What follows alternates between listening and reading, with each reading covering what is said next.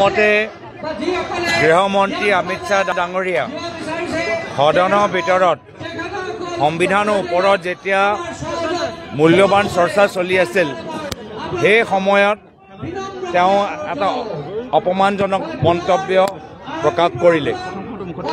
আজি দ্বিতীয়বাৰ বিজেপিয়ে ডক্টৰ বাবা সাহেব আম্বেদকাৰক অপমান কৰিবলৈ আৰম্ভ কৰিছে।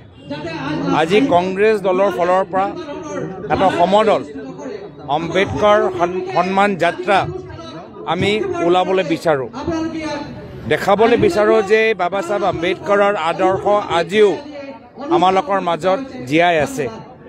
কিন্তু মুখ্যমন্ত্ৰী হিমন্ত বিশ্ব শৰ্মা ডাঙৰীয়া আমাক অনুমতি দিয়া নাই, কংগ্ৰেছৰ সমদলক অনুমতি দিয়া নাই, আম্বেদকাৰ সন্মান যাত্ৰাক অনুমতি দিয়া নাই। তাৰ মানে যে তেওঁলোকে আকৌ তেওঁলোকৰ যে দম্ভালি বা তেওঁলোকৰ যে ক্ষমতা, তেওঁলোকে নিজকে ডক্টৰ বাবা সাহেব আম্বেদকাৰকে আৰু বেছি শক্তিশালী যে ভাবে, সেইটোৱে তেওঁলোকে প্ৰমাণ কৰিছে। আজি দ্বিতীয়বাৰ বিজেপি অসমৰ ভিতৰত আজি ডক্টৰ বাবা সাহেব আম্বেদকাৰক অপমান কৰিছে।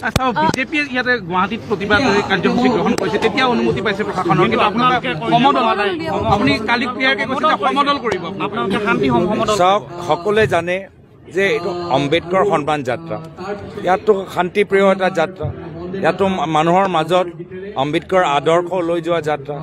আমাৰ চাই ৰাইজেও আমাক যোগদান কৰিব পাৰে, আম্বেদকাৰৰ প্ৰতি নিজৰ শ্ৰদ্ধা জ্ঞাপন কৰিব পাৰে।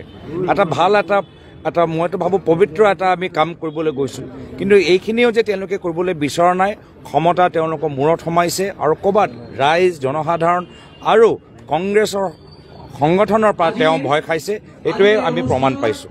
ধন্যবাদ।